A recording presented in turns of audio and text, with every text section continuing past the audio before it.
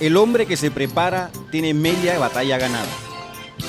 Aquel que no se prepara se está preparando para fracasar. Frases como esta nos llevan a meditar sobre una palabra muy importante en nuestros días. Hablamos de planificación. Soy Armando Rodríguez y este es su programa Mirada Económica.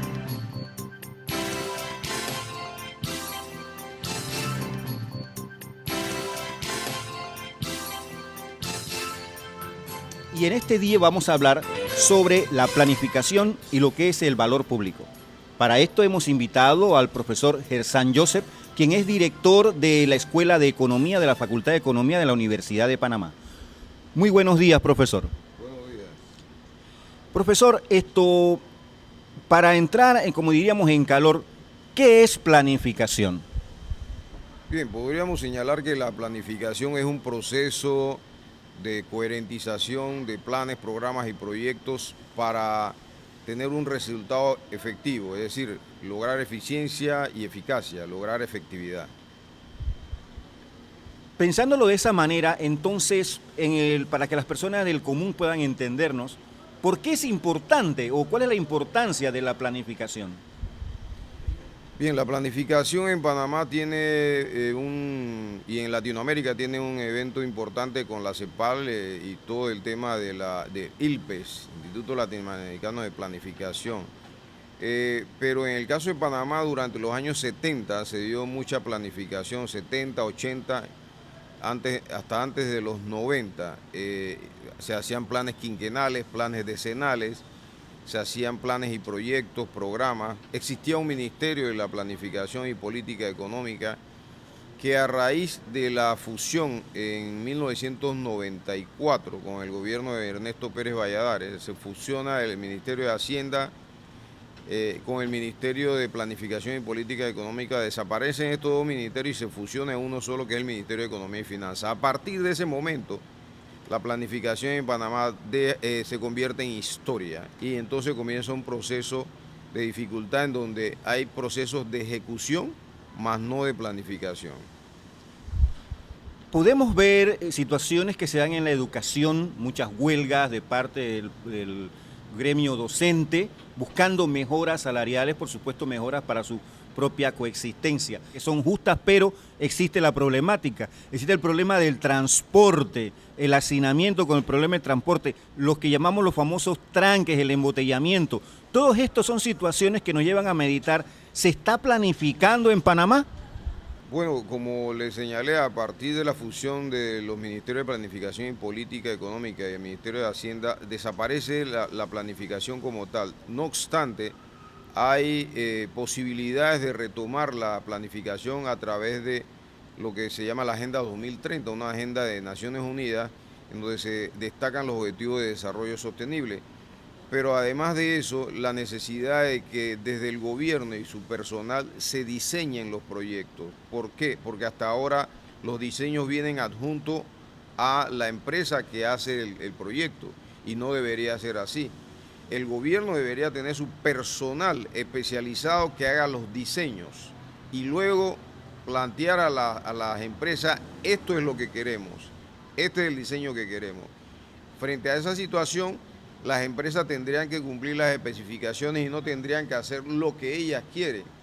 Yo creo que es importante que se retome la planificación porque en Panamá ha sido una tradición en lo que es la economía de la planificación, pero muchas veces se vincula con el mayor protagonismo del Estado, cuando realmente el Estado, en estos contextos digamos, fenómenos de cambio climático, extrema pobreza y otros fenómenos que vienen el mismo fenómeno de administración de la globalización, se hace necesario que desde el Estado exista una entidad que planifique. En el caso del gobierno Martín Torrijos trató de crear algo parecido con la Secretaría de Metas, pero que no ha venido funcionando. Profesor, ¿podemos decir o cómo podemos establecer cuáles son las deficiencias de planificación que existen en Panamá? Bueno, usted lo puede ver que se hacen muchos proyectos, se ejecutan muchos proyectos, pero un caso emblemático es la ciudad hospitalaria que se llamó anteriormente y ahora se llama la Ciudad de la Salud. hecha en un contexto donde no tenía las condiciones.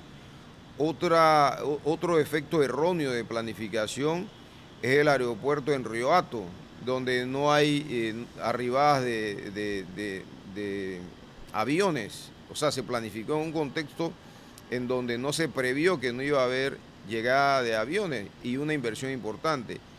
El mismo tema de la planificación de los autobuses, de los metrobuses, la planificación también de las carreteras, el mismo ordenamiento territorial. Se crea un ministerio ahora, de Ministerio de Vivienda y Ordenamiento Territorial, más sin embargo no hay una planificación del ordenamiento territorial. Lo que son las alcaldías son las que dan los permisos para la construcción, pero en esas construcciones de alta densidad y que son PH, ¿qué es lo que se hace? No se planifica las excretas, la administración de excretas, el tema del eléctrico, la accesibilidad, y vemos como caso emblemático Costa del Este y también el caso de Punta Pacífica, en donde tiene una sola salida y una sola entrada y muchas veces se inunda. Profesor, vamos a continuar con esto de la planificación porque es bastante interesante saber que hay que tomar en cuenta una secuencia de pasos para poder establecer posibilidades y también dificultades. Vamos a continuar después de la siguiente pausa, no se vayan.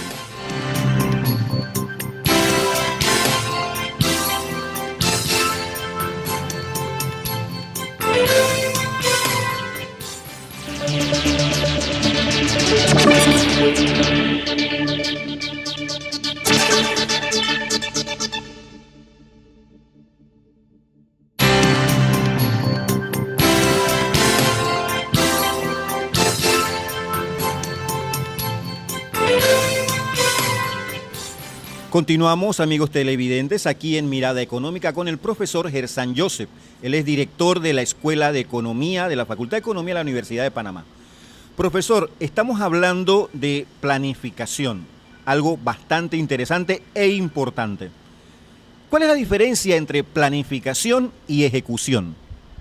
Le agradezco la pregunta, Armando. Yo creo que nosotros en Panamá, un país conflictuado, con muchos problemas, pero con muchas posibilidades, necesitamos retomar la planificación como proceso coherente, pensado, como gestión del conocimiento, por dos cosas. Porque la planificación nos ayuda a prever, es una cuestión prospectiva y en economía eso es importante. Es decir, ¿qué vamos a hacer? Nosotros tenemos que pensar el Panamá del 2050, no pensar con cada gobierno, cada 5 años lo que se va a hacer y probablemente el siguiente gobierno deshacer lo que hace el gobierno, sino pensar en función de Estado, en función de esos panameños del futuro, pero también los del presente. La planificación es necesaria porque es un proceso concatenado donde hay planes, programas y proyectos, donde hay actividades y metas coherentizadas y que llevan una vinculación para el logro de la eficacia, es decir, logro del objetivo, pero también tiene que ser un proceso eficiente en el sentido en que los recursos se usen racionalmente. Esos dos procesos, la eficiencia y la eficacia, nos llevan a la efectividad, que es un proceso de generación de algo que vamos a ver más adelante que se llama valor público. El valor público es cómo el Estado, a través de su acción, puede efectivamente contribuir al bien común.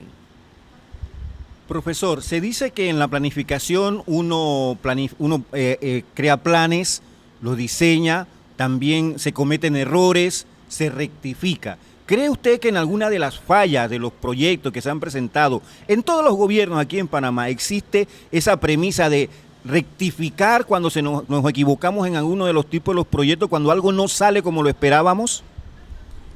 En realidad creo que hay una función importante en esto que usted señala por parte de la universidad y nosotros nos hemos hecho la tarea de hacer observaciones de la Facultad de Economía a través de la Escuela de Economía, hacer las observaciones técnicas en el caso de algunos proyectos, pero también creo que el Ministerio de Economía y Finanzas, antes Ministerio de Planificación y Política Económica, en sus profesionales tiene una importante responsabilidad, que es el tema del diseño. Como mencioné anteriormente, debe haber un staff, un equipo de técnicos, una burocracia que diseñe los proyectos de lo que requiere el país.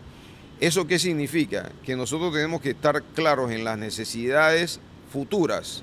Tenemos que hacer una especie de pensamiento a largo plazo, una planificación a largo plazo en donde se pueda diseñar lo que vamos a requerir y se vaya a pensar. También tenemos que hacer esos tanques de pensamiento que se llaman think tank desde la universidad y contribuir con el Estado para saber qué reto vamos a enfrentar en el futuro, en el tema de una ciudad en donde crecen los edificios, pero que de alguna manera se dificulta digamos, la circulación y está muy vulnerable a riesgo de desastre. En días pasados se nos llegó la información de un profesor en Estados Unidos que hizo una visita a las escuelas y universidades en Finlandia para ver el sistema de educación. Se asombró cuando los profesores finlandeses le decían que ellos manejaban el mismo sistema que manejaban en casi todos los países hasta que se dieron cuenta que no les estaba funcionando. Se detuvieron, rectificaron y volvieron entonces a diseñar un programa donde incluso las horas de estudio de los muchachos son menos, son 6 horas en comparación con otros países. E incluso no se les hace tareas para la casa, porque descubrieron que era importante dejar que cada persona tuviera su propia forma de ser, ¿verdad? Esto como un ejemplo. Eso es en Finlandia. ¿Qué sucede en el ámbito latinoamericano y Panamá con relación a la planificación? Bueno, yo creo que tenemos una tradición de planificación en América Latina que ha sido abandonada porque se vinculaba con el Estado, digamos, el Estado interventor. Y cuando pasa el paradigma keynesiano y entra el paradigma neoliberal, se abandonan todos los planes de planificación porque se ve como una intervención del Estado y distorsión del mercado. Eso es una cuestión equivocada, porque el Estado en cualquier paradigma tiene una función importante, es decir, regular los recursos públicos para todos. Y por eso que es necesario que desde el Estado se cree digamos, una acción efectiva. O sea, a veces tenemos una distorsión de lo que es el Estado y la función del Estado. La burocracia pública es necesaria y a veces se malentiende el término burocracia. Burocracia es ese personal capacitado que hace las labores que tiene que hacer y que responde a un sector público efectivo. Pero en América Latina, Chile sobre todo, la CEPAL y a través del ILPES, han sido tradicionales fuentes de la planificación y el pensamiento de largo plazo. Panamá en algún momento tendrá que retomar esto porque quedó olvidado en el tintero y está afectando, si usted verá, todas las inversiones públicas están siendo afectadas porque se centra en la ejecución, pero son ejecuciones no planificadas. Podemos decir entonces que estamos improvisando. Sí, y de ahí los efectos perversos en los costes, los llave en mano, el incremento de la deuda pública y además nosotros tenemos que hacer algo. Nosotros no podemos que los organismos internacionales nos traigan agenda. Nosotros tenemos que tener nuestra propia visión de lo que queremos en la economía, de hacia dónde vamos. Una planificación de la ciudad a largo plazo. No podemos pensar en 5 o 10 años, tenemos que pensar a 50 años. ¿Qué vamos a hacer en el 2040, en el 2050? Pero para eso tienen que contar también con las universidades y el pensamiento y la gestión del conocimiento desde las universidades para que aportemos, nos sentemos y de manera interdisciplinaria podamos construir la visión de ese Panamá planificado y probablemente previendo algunos problemas que vamos a necesariamente enfrentar. Todo esto nos lleva a pensar en el valor público, pero vamos a hablar de eso en el siguiente bloque.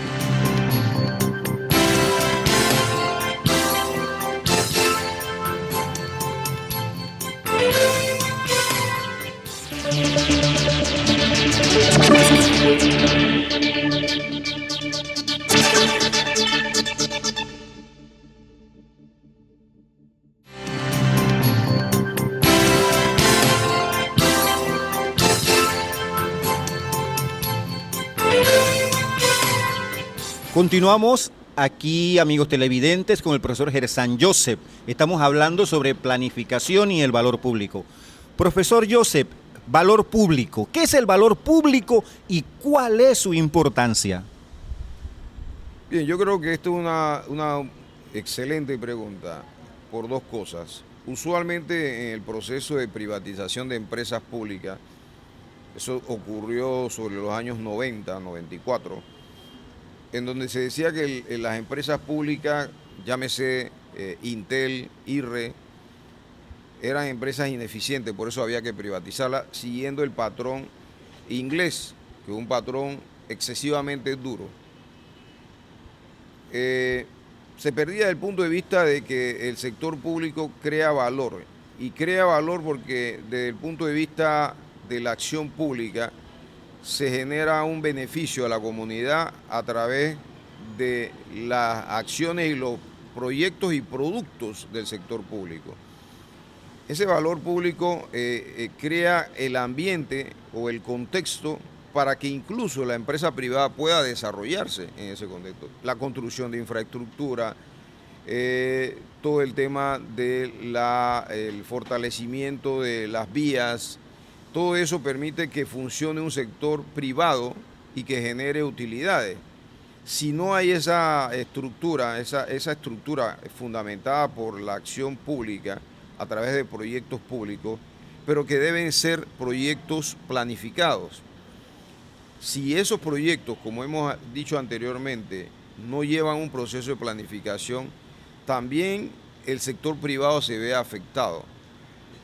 ¿Qué quiero decir con esto? En Panamá somos un país que no llegamos a 4 millones de habitantes y tenemos problemas de congestión como grandes países que tienen hasta 40 millones de habitantes. Y eso se debe en parte a la falta de planificación.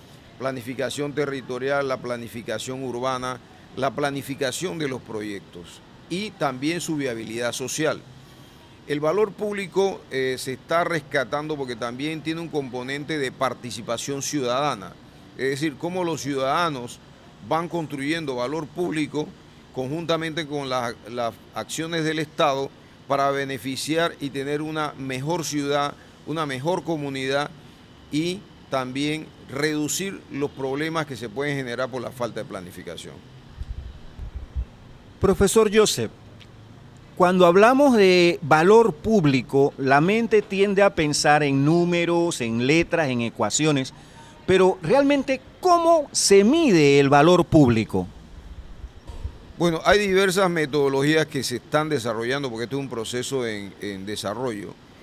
Pero una de las cosas que yo creo que nos puede ilustrar sobre el tema del valor público es la enseñanza pública. La enseñanza pública es un valor, pero se puede brindar privadamente, pero la educación es pública. La educación genera otras externalidades, un mejor ciudadano en términos generales, un conocimiento sobre las cosas, un desarrollo de la urbanidad, un desarrollo de la cooperación, pero también el tema de salud. Son dos elementos que Amartya Sen señalaba que generaban mayor equidad y reducían la desigualdad. La salud y la educación. Si nosotros tenemos un mejor sistema de salud, un sistema accesible, un sistema que las personas puedan sentirse satisfechos, que le da respuesta. Si nosotros generamos ese sistema de salud, nosotros podemos tener una población con capacidad para responder a su trabajo. Menos horas de permiso, menos horas de inhabilitación, mayor productividad. Entonces el valor público lo podemos ver en esos dos puntos importantes, pero también el funcionario público, que de alguna manera hay una visión de que el funcionario es déspota, trata mal a las personas y no está capacitado para tratar con el público. Es más, el funcionario no es dueño de la entidad, aunque algunos se sienten dueños, sino que es un servidor público y tiene que proyectar una visión positiva de su función. Creo que las percepciones de la comunidad ven al funcionario público como que maltrata al usuario. Eso lo vemos sobre todo recientemente en la ATT, por decir algo. Yo creo que se requiere un nivel de capacitación a nivel del funcionariado público de poder exaltar la función del servidor público y los beneficios que genera la actividad estatal y el valor público que se genera. Es decir, hacer su trabajo bien, hacer su trabajo con una visión humana y hacer su trabajo pensando en que vamos a engrandecer el país. Entonces, con todo lo anteriormente comentado, podemos decir que el valor público nos va a dar mejores resultados en beneficio de la sociedad. O sea, buena planificación nos da mejores valores públicos y esto va a revertir en beneficios para la sociedad. Correcto, usted ha resuelto la ecuación. Es así.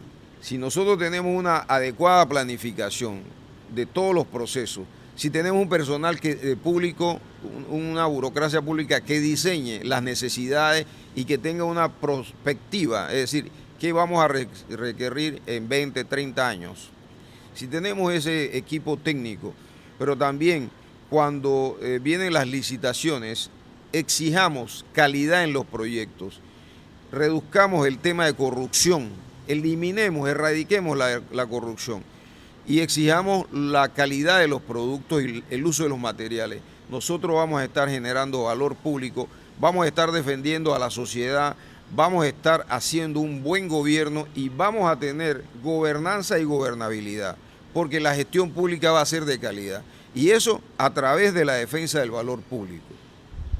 Profesor Gersán, ¿cuáles serían sus últimas recomendaciones a todos los que nos escuchan y nos están viendo en este momento sobre este aspecto de la planificación, la buena planificación y el valor público bien aplicado? Bueno, estas serían algunas recomendaciones y tendría muchas más, pero yo creo que la generación del valor público en América Latina, en el caso concreto de Panamá, nosotros tenemos una cultura que tenemos que comenzar a eficientar. Tenemos que comenzar a retomar la planificación como concepto positivo para poder reducir las vulnerabilidades de la gestión pública. Tenemos que aumentar la calidad del funcionario público comprometido con su función y además concienciado de que su labor es importante para que el engranaje del Estado funcione de manera eficiente. Es decir, no tiene que tener al jefe ahí para que haga las cosas bien. En Japón, los funcionarios públicos es otra cultura, pero ellos desarrollan la cultura de que se beneficia a la sociedad. Eso lo tienen internalizado. Nosotros tenemos que comenzar a pensar de esa manera. ¿Por qué voy a hacer la cosa bien? Porque es mi obligación como ciudadano.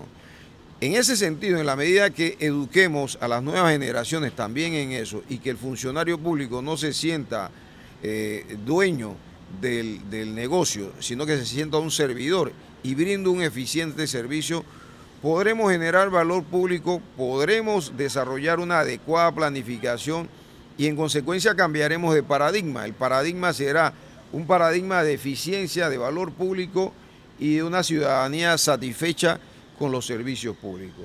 Profesor, hemos hablado bastante de la parte del funcionario público, pero dígame algo, ¿cómo queda esta parte de los que están por encima del funcionario público que le permiten actuar quizás de mala manera o que deberían llevarlo a actuar de buena manera? Estamos hablando de los supervisores para arriba, de los jefes. ¿Qué podemos comentar respecto a esto? Bueno, yo creo que eso también es una excelente pregunta. Yo creo que desde el presidente para abajo, todos son servidores públicos, funcionarios públicos. Son contratados a través de las elecciones por la sociedad para que haga el trabajo. No son los dueños del negocio. Yo creo que la discrecionalidad debe reducirse y además debe solicitarse y debe permitirse la participación ciudadana en la toma de decisiones de cosas sensibles, sobre todo en temas de agua, vialidad, transporte, todo lo que tiene que ver con afectación pública debería ser consensuado con la sociedad, buscar la mejor manera y no renunciar a la planificación. Yo aconsejo a los gobernantes, al presidente de la República, que tomen muy en cuenta la Agenda 2030 y los 17 Objetivos de Desarrollo Sostenible con sus tantas metas, que es un momento de la retoma de la planificación por parte de las Naciones Unidas y en ese sentido nosotros que aprobamos los Objetivos de Desarrollo Sostenible debemos utilizarlo como una posibilidad para erradicar la pobreza, pero entronizar la planificación en las labores públicas del Estado y generar el bien común. Muchas gracias, profesor, por toda la información que nos ha brindado. Ha sido y va a ser de mucho provecho. Amigos televidentes, este ha sido el profesor Gersan Joseph, director de la Escuela de Economía de la Facultad de Economía de la Universidad de Panamá. Y su programa Mirada Económica. Nos despedimos hasta el próximo programa. Habla con ustedes Armando Rodríguez.